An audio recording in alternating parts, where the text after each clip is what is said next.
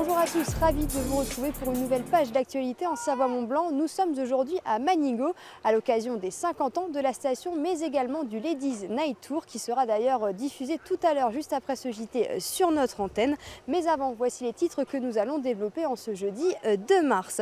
La raclette de Savoie enfin reconnue. Il s'agit de la 239e IGP obtenue en France. Elle est donc désormais protégée, une reconnaissance qui pourrait faire doubler le volume de production. Les représentants de la filière étaient présents à Paris au Salon international de l'agriculture. Et puis, dernier épisode de notre série sur l'économie collaborative et participative, un mode de consommation qui a le vent en poupe. En effet, on estime qu'aujourd'hui 89% des Français déclarent avoir déjà réalisé au moins une fois une pratique de consommation collaborative. Mais on débute ce journal avec la venue ce mercredi de Christophe Ségur, secrétaire d'État à l'industrie. Il s'est rendu en Savoie pour visiter 3 entreprises du bassin chambérien. L'occasion pour le ministre de faire le point sur l'accompagnement de l'État concernant les acteurs économiques et la gestion des énergies comme facteur de compétitivité des entreprises. Il répond aux questions d'Emmanuel Jaude. La question industrielle, ce sont des gros donneurs d'ordre. La question industrielle, ce sont aussi des sous-traitants. Et dans les sous-traitants, il y a, dans l'entreprise où nous sommes ici, finalement, des entreprises d'insertion. Et donc, quand on parle de développement industriel, il faut toujours traiter de l'intégralité de la chaîne, c'est-à-dire à la fois les gros donneurs d'ordre, les grosses entreprises, mais à la fois, bien sûr, les TPE, les PME et ces structures comme celle-ci. Et donc, le déplacement aujourd'hui que j'effectue, en tout cas dans cette entreprise-là, c'est un déplacement qui a pour vocation de regarder comment, à la fois dans de la sous-traitance industrielle ici, même s'il y a d'autres éléments dans cette entreprise, mais dans de la sous-traitance industrielle, on peut proposer des formations. Et comme je fais le constat tous les jours que dans le domaine de l'industrie, on manque de main-d'œuvre, que dans le domaine de l'industrie, il y a des problèmes de recrutement, et bien évidemment, le soutien que j'apporte ici à ce qui est fait en termes d'insertion est un élément de réponse à cette problématique.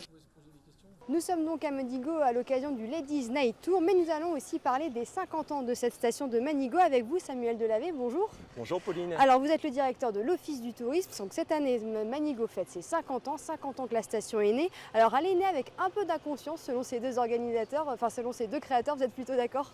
Oui, effectivement, cette station de Manigot a été créée au cours de l'hiver 66-67. Ce sont deux particuliers qui ont cru tout simplement en installant donc au cours de l'hiver 66-67 un téléski d'une longueur uniquement de 200 mètres. Alors c'était vraiment un petit téléski, pince fixe, et ce qui est vraiment original, à l'époque, il faut savoir que le téléski fonctionnait uniquement sur les vacances de Noël, les vacances de Pâques et puis quelques week-ends, des fois en janvier, puisque c'est vrai que la route qui arrive jusqu'au col d'Acroifferie était déneigée très ponctuellement. Oui, parce que il n'y avait pas une vraie culture ski ici à Manigot. Non, c'est vrai que les premières stations en France sont créées dans les années 35-40. En fait, il faut savoir que ce fameux premier téléski, au départ, il vient de la station voisine de la Clusaz. Donc on était déjà énormément branchés, on va le dire ainsi, sur l'agriculture. Et puis le ski, le tourisme arrive plutôt donc dans les années 65-70. Alors au début, un télésiège, vous le disiez, combien aujourd'hui? 17 remontées mécaniques, 30 pistes. Et puis on s'est beaucoup développé. Maintenant, depuis 3 ans, nous sommes également le plus grand domaine de ski nocturne des Pays de Savoie. Et ça, franchement, c'est génial puisqu'on peut skier bien sûr en journée à Manigot, mais en général, le soir, on fait la fiesta sur les pistes. Oui, c'est ça, il y a une belle évolution depuis ces 50 ans. Et oui, effectivement, vous le parliez, cette piste de nuit qui est un atout, un petit plus pour cette station. Oui, on s'est réellement professionnalisé. On est une station à part entière. Alors, on est une des stations du groupe La Belle Montagne, mais on reste une station à taille humaine, conviviale. La relation avec le client est vraiment déterminante. Tous les commerçants prennent soin également de poser la question qui va bien au client, quoi. Et c'est vraiment notre positionnement. On reste une station complémentaire par rapport aux grandes stations voisines de la Clusaz et du Grand Bornand. Qu'est-ce que vous avez fait pour ces 50 ans, pour ce bel anniversaire? Alors, moi en tant que directeur d'office du tourisme de Manigot depuis maintenant 15-16 ans, c'est vrai que c'était un grand plaisir. Ces 50 ans se sont déroulés donc le 10 février. Et quelque chose qui me touche, c'est que nous avions également la présence de certains créateurs de la station. Malheureusement, bien évidemment, certains nous ont quittés. Mais tous ceux qui sont encore en vie étaient présents, aussi bien les créateurs du côté du col d'Acroiffrie que les créateurs du côté du col de Mer d'Acier, puisqu'il y a 2 versants sur la station de Manigot.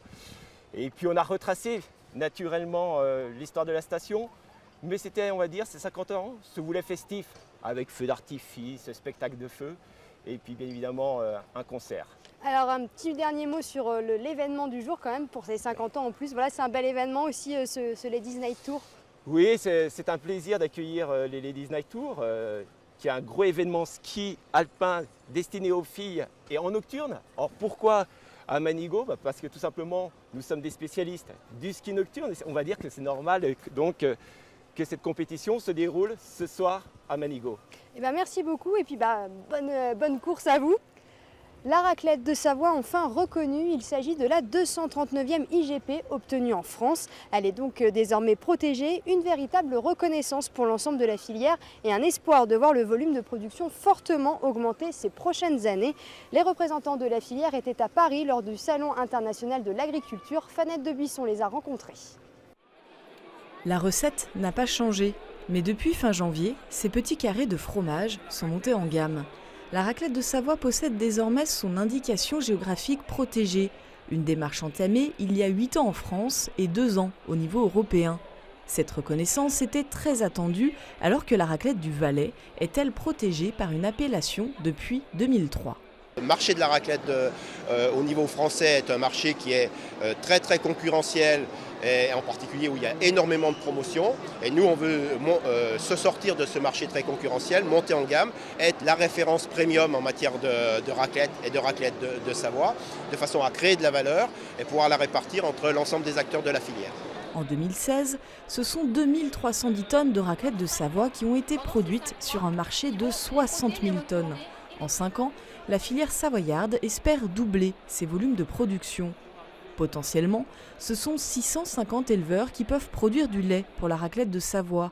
L'aire géographique de production est la même que celle d'autres fromages d'appellation protégée. En tant que producteur de lait déjà en Tome de Savoie et Emmental de Savoie, on a le même cahier des charges au niveau des 3 fromages. Donc pour nous c'est exactement pareil. Nous c'est qu'un plus, c'est-à-dire que je disais, ça augmente, ça nous assure notre quantité de lait à produire.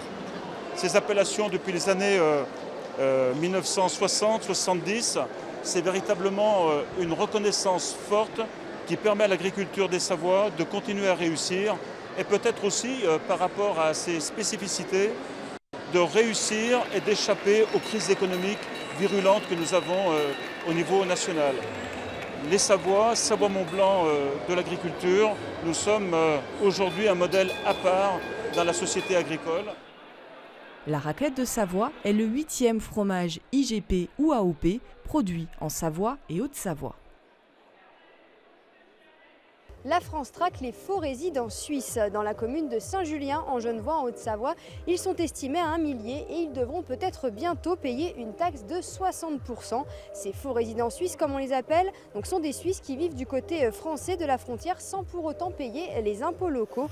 Dans la zone frontalière, on estime le manque à gagner des communes à 10 millions d'euros. Avec une telle somme en jeu, les Suisses sont appelés à faire preuve d'un brin de civisme.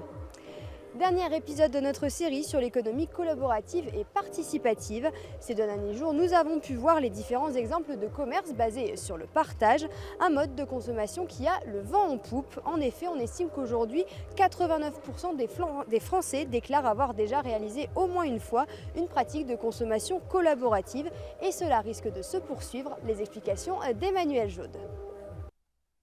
Avec un taux de croissance annuel moyen de plus de 36%, l'économie collaborative vit actuellement son âge d'or. En effet, on estime qu'aujourd'hui en France, 50 start-up de commerce participatif sont créées chaque année sur le territoire. Un constat qui prouve bien la nécessité pour les consommateurs de se sentir plus investis dans leur mode de consommation. On va dire l'internaute ou le consommateur se rapproprie un peu ce nouveau phénomène. Parce que ça leur donne la possibilité de donner davantage de sens à leur argent, de se réapproprier un autre pouvoir d'achat, en effet, et que ça marche beaucoup par les notions de partage et de recommandation qui peuvent se faire les uns avec les autres, et par synergie et d'effet d'entraînement sur les réseaux sociaux. Effectivement, on a connaissance d'une opportunité ou d'un bon plan qui permettent de se financer ou de financer des projets. Qu'il s'agisse de sites internet dédiés au financement participatif ou des réseaux d'échange de bons procédés comme les accorderies, tous les secteurs de l'économie participative sont aujourd'hui en pleine croissance. Et on estime que si ce chiffre d'affaires annuel généré dans l'Hexagone via ce mode de consommation avoisine les 30 milliards d'euros, ce chiffre sera multiplié par 20 dans les 10 prochaines années. Je me réjouis de ce que les gens reviennent, viennent à une forme élémentaire d'échange, d'acquisition de compétences et de services. Avec 9 Français sur 10 qui ont déjà réalisé au moins une fois une pratique de consommation collaborative, on a du mal à imaginer le marché stagner.